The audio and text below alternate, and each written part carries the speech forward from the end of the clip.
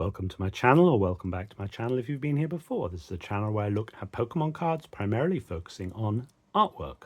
And indeed today's video is an artwork video because it's another artist showcase video. And the artist we are showcasing today is an artist known as Yoshioka. So I'm going to start off with a book, rather like I did with Kuromori. Showing off their book. Very similar sort of vibe going on here. But whereas Kuromori has a more steampunk aesthetic, Yoshioka is slightly more fairy tale inspired,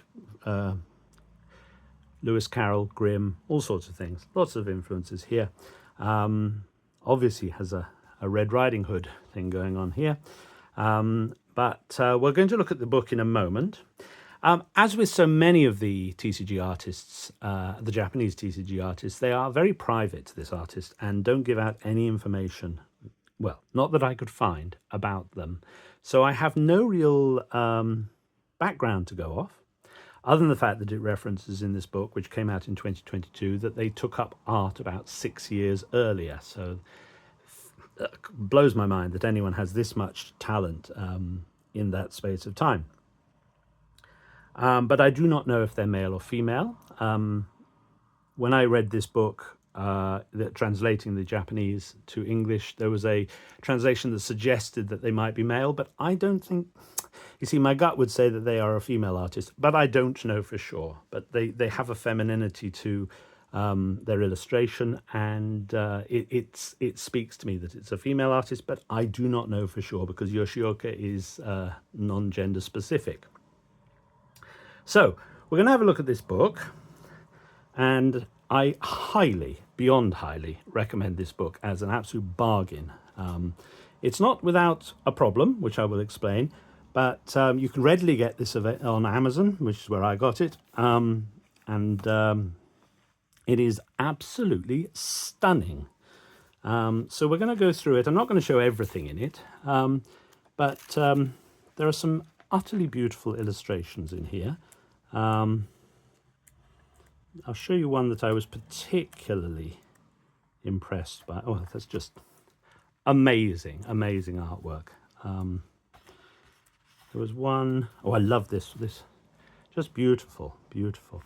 As you can see, there is a problem with this book that, like so many books that are produced like this, the binding is so tight you cannot see a picture properly that is spread across both pages. I think this is just beautiful. The paw and the claw marks coming through the door here. Yeah, absolutely love this book. This picture particularly appealed to me. I thought the turn of the ankle here was just such beautiful subtlety, and it's perfection. And the pose of the character in white at the back, absolute perfection. And then there's a very interesting chapter at the end where Yoshioka discusses how they created their art, how their process is. I have read through all of these on Translate. And amazing what can be done on a tablet these days. You see, as an old person, and I am very old, I had assumed that art of this type was produced by painting it in the old-fashioned way, but I hadn't realized until seeing this book just what is achievable on a tablet these days. I've never painted on a computer. I think it's very sad to think there isn't actually a physical original copy of the artwork. The process looks at the creation of this amazing, I love this one here, this wolf here. These are her 5 warriors. Oh no, there's one, two. No, there's a picture in here called 5 Warriors that Yoshioka references as being one of their favorites. And it's the same characters as that. I probably won't be able to find it on a quick flick through, oh, I love this. Absolutely love this. Secret Friend, it's called. This one. This is just a beautiful image here. So I think this is called 5 Warriors, something like that. 1, 2, 3, 4, 5. The 5 wolves that I think in the text it says were humans that were transformed into wolves. But there's a lot to explore in this book, and I would say it is a bargain, and it will go out of print eventually. So if you're interested, get it while there are still copies, because finding a second-hand copy later on, 5 years from now, might be very, very hard.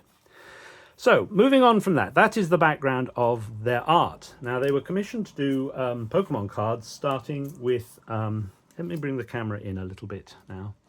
I'm going to, sorry for the judder, I'm just lowering the tripod. So their first card was the Ninetales in Ruler of the Black Flame in July of 23. This is not quite straight on, is it? So there we go. And this instantly impressed me as a beautiful illustration. The light of the setting sun or the morning sun, I'm not quite sure what, but a very low sun in the sky, almost blasting Ninetales with light, and the softness of the shadowing across the tails. Flawless card. Beautiful, beautiful card. Clearly a very talented artist. And that also came out in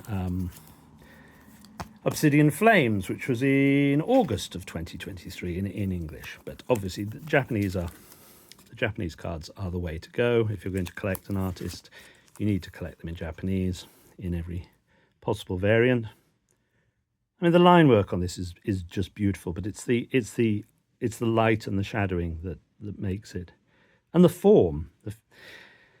It is a flawless representation of Ninetales. Really, you can't get better than that. So beautiful card, beautiful card. Now their second card is Lipard from Ancient Roar of October 23 and Paradox Rift of November 23. And we've got a few copies of that here. Well, just look at the Japanese one. Again, beautiful lighting, and you've got this blurring of the foliage in the foreground of the potted plant or whatever it is, that I guess is more readily done on a computer than with an airbrush. But very nice. Didn't impress me quite as much as the Ninetales, because it's more simple story, I guess, going on. It's just Lipard, just leaping into the frame. But I think that's just beautiful. What talent! What incredible talent! Now the third card's a bit of a weird one. This was Lycanroc it came out in Japan in the we'll put those there, in the Coridon EX starter deck, reconstructed starter deck, but it was in Temporal Forces in March of 24. So January 24 in Japanese, March of 24 in Temporal Forces. It's a little bit more basic, I guess, as an illustration. It's more sketched out, and Lycanroc is looking up, or has its head tilted, as if something's up in the tree and it's on guard.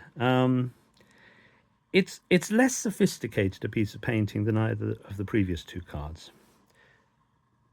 And I think the eye being so blank doesn't work as well. But it's still a very beautiful piece of painting, but perhaps a little bit less successful than the previous two. Now the fourth card, let me just get it out, is Team Rocket's Ariana from the Glory of Team Rocket in April of 2025, and it was in Destined Rivals of May 2025. I'm not as much a fan of this. I mean, it's beautifully painted, but these female characters don't particularly appeal to me. I really don't like her haircut. I know that's not the artist's fault. That's the design of the character. I think it's really stupid, almost a mullet. And the little nose doesn't really appeal to me. But the actual painting of the card is beautifully done. The lilac jacket is really, really lovely. And the background is lovely with these pastel watercolory washes going through, swirls through. The texturing is very nice as well, but yeah, it's an interesting card, but it's certainly not going to be my favourite. However, the next and most recent card, and as I said, there are only 5 cards here, so so far. I will do another video if they do more work. Maybe at their 10 card and 20 card. We'll see. But for the moment, we're just looking at these 5 cards. But this was the card that absolutely blew me away. This is the Unpheasant Art Rare from Black Bolt, which was June of this year in Japanese and July of this year in English. And it's absolutely gorgeous because you've got both the male and the female Unpheasant, which are different. And it's just a loving representation of this pair. She's sitting on the nest and he's just giving her a peck on the forehead, telling her how much he loves her. And it's just gorgeous. The blurring, the depth of field, but the representation of the emotion going on in that card is just stunning. And the detail. Absolutely flawless representation of, to be honest, a very unpopular Pokemon. Unpheasant is not an interesting Pokemon. That there'll be some strange person in the world who loves Unpheasant, but it's a kind of forgotten Pokemon. So there we are. Those are the 5 cards.